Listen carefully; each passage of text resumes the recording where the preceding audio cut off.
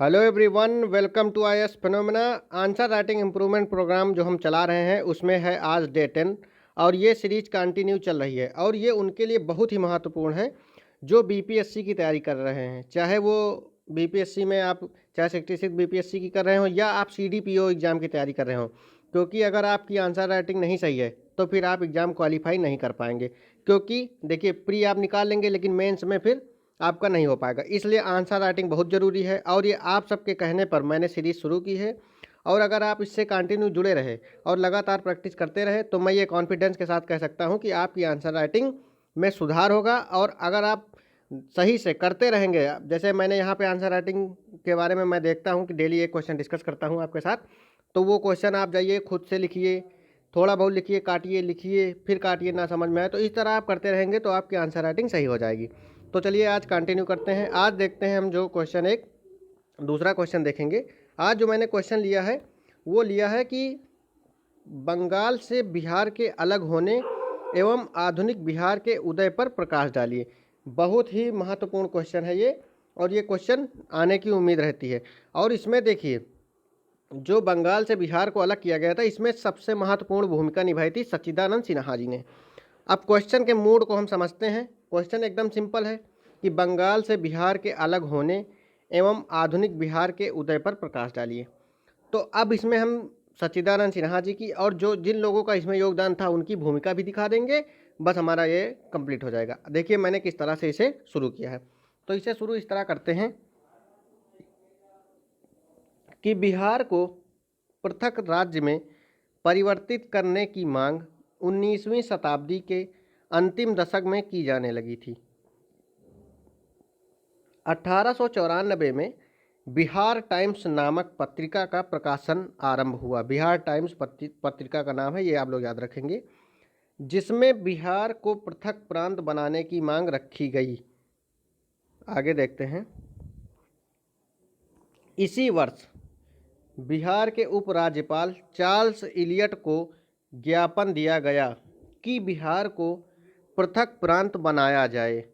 बिहार के अलग राज्य बनाए जाने की मांग कई कारणों से प्रभावित थी। अब यहाँ पे जब मैं इतना लिख दूंगा उसके बाद मैं थोड़ा सा यहाँ पे क्या करूँगा कि कारण दिखा दूंगा। मुगल काल में बिहार एक अलग सूबा था। बाद में यह बंगाल के नवाबों के प्रभाव में आ गया तथा ब्रिटिश काल में भी यह बंगाल से ही संबद्ध रहा।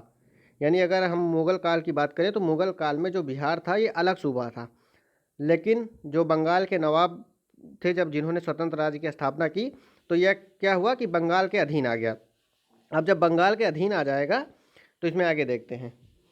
इसलिए बिहार के उच्च पदों, शिक्षा, व्यवसायों आदि पर बंगालियों का प्रभाव रहा, जबकि बिहारवासी इन पदों, व्यवसायों आदि में अपनी भागीदारी बढ़ाना चाह रहे थे।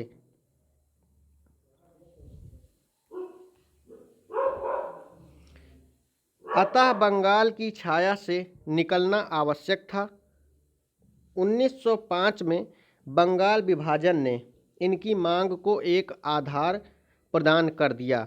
हालांकि लोगों में ये था कि हमारा जो बिहार है ये बंगाल से अलग होना चाहिए, लेकिन कोई उन्हें महत्वपूर्ण आधार नहीं मिल रहा था। और ये आधार उनको कब प्राप्त होता है? ये प्राप्त होता है 1905 में, जब बंगाल विभाजन होता है लॉर्ड कर्जन के टाइम पर। चूंकि बंगाल विभाजन का आधिकारिक कारण प्रशासनिक सुविधा को बताया गया, जबकि प्रशासनिक सुविधा के दृष्टिकोण से बंगाल को विभाजित करने के बदले बिहार को बंगाल से अलग करना ज़्यादा उपयुक्त था। अंग्रेजों ने बताया था, जो कारण वो बताया था प्रशासनिक कारण, कि प्रशासन में असुविधा होती है इसलिए विभाजित किया। लेकिन उनका जो छिपा कारण था वो ये कारण था कि वो फूट डालो राज करो की नीति को फॉलो कर रहे थे। ये आप लोग याद रखेंगे। तो लेकिन अगर जब कह रहे हो आप कि प्रशासनिक कारण से हमने किया है ये डिवाइड, तो फिर प्रशासनिक कारण से अगर डिवाइड करना है तो सबसे ज़्यादा उपयुक्त तो ये होता कि अगर बिहार को अलग किया जाता बंगाल से, लेकिन इसमें ऐसा कुछ नहीं किया गया था। तो इससे क्या हुआ, लोग आक्रोशित हुए। 1906 में ये देखिए मैंने बताया था कि जिन लोगों ने इसमें योगदान दिया है हम उनको भी इसमें दिखा देंगे। सच्चिदानंद सिन्हा, महेश नारायण द्वारा पृथक बिहार की मांग के समर्थन में एक पुस्तिका प्रस्तुत की गई। आगे देखते हैं। इसी वर्ष राजेंद्र प्रसाद ने पटना में बिहारी छात्र सम्मेलन का आयोजन किया। 1908 में बिहार प्रादेशिक सम्मेलन का पहला अधिवेशन पटना में आयोजित हुआ।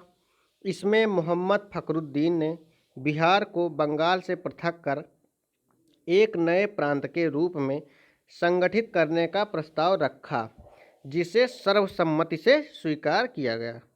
आगे देखते हैं कि इन संस्थाओं एवं समाचार पत्रों पत्रिकाओं के माध्यम से पृथक बिहार की मांग ने जोर पकड़ा और 12 दिसंबर 1911 को दिल्ली में आयोजित शाही दरबार में बिहार एवं उड़ीसा के क्षेत्रों को बंगाल से पृथक कर एक नए प्रांत में संगठित करने की घोषणा ब्रिटिश सम्राट द्वारा की गई। 1 अप्रैल 1912 से विधिवत बिहार प्रांत की स्थापना हो गई। ये लाइन याद रखेंगे, ये प्री में भी क्वेश्चन एक बार पूछा जा चुका था, तो ये डेट इंपॉर्टेंट है आपके लिए। 1 अप्रैल 1912 बिहार की स्थापना के साथ ही आधुनिक बिहार का तीव्र गति से विकास हुआ। 1916 में पटना उच्च न्यायालय तथा 1917 में पटना विश्वविद्यालय की स्थापना हुई। और सबसे ज़्यादा जो महत्वपूर्ण घटना वो मानी जाती है चंपारण आंदोलन में गांधी जी का आगमन। तो 1917 के चंपारण सत्याग्रह के समय संपूर्ण देश का ध्यान बिहार पर गया एवं इसके बाद बिहार राष्ट्रीय आंदोलन में एक सक्रिय प्रदेश के रूप में जाना जाने लगा। आगे देखते हैं। 1935 के गवर्नमेंट ऑफ इंडिया एक्ट के द्वारा उड़ीसा को अलग प्रांत का दर्जा प्रदान करते हुए 1 अप्रैल 1936 को बिहार से उड़ीसा प्रांत अलग कर दिया गया। ये क्वेश्चन भी पूछा जाता है, ये भी याद रखेंगे। देखिए, जब आप मेंस की तैयारी करते हैं तो उसमें आंसर राइटिंग करते हैं तो उसमें प्रीलिम्स के ज़्यादा फैक्ट डालने की ज़रूरत नहीं रहती है आपको। फैक्ट देखिए, डेटा वगैरह मैं ज़्यादा विश्वास नहीं रखता हूँ, इसलिए मैं जो भी यहाँ पे आंसर कराता हूँ उसमें मैं कोशिश करता हूँ कि आपको कम से कम डेटा का उपयोग करना पड़े, क्योंकि देखिए डेटा आपको याद नहीं रहेगा। 1937 में श्री कृष्ण सिंह की अध्यक्षता में बिहार में कांग्रेस की सरकार बनी, परंतु द्वितीय विश्व युद्ध में बगैर भारतीयों की सहमति के भारत को इस युद्ध में झोंक देने के विरोध में देश के सभी प्रांतों की सरकार ने इस्तीफा दे दिया। बिहार में डॉक्टर श्री कृष्ण सिंह के नेतृत्व में बनी सरकार ने भी इस्तीफा दे दिया और बिहार लेजिस्लेटिव असेंबली भंग कर दी गई।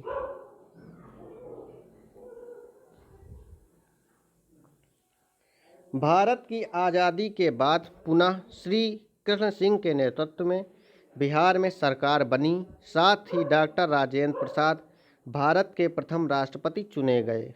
यह बिहार के लिए एक गौरवपूर्ण क्षण था। तो इस तरह से हमारा ये आंसर कंप्लीट हो जाता है।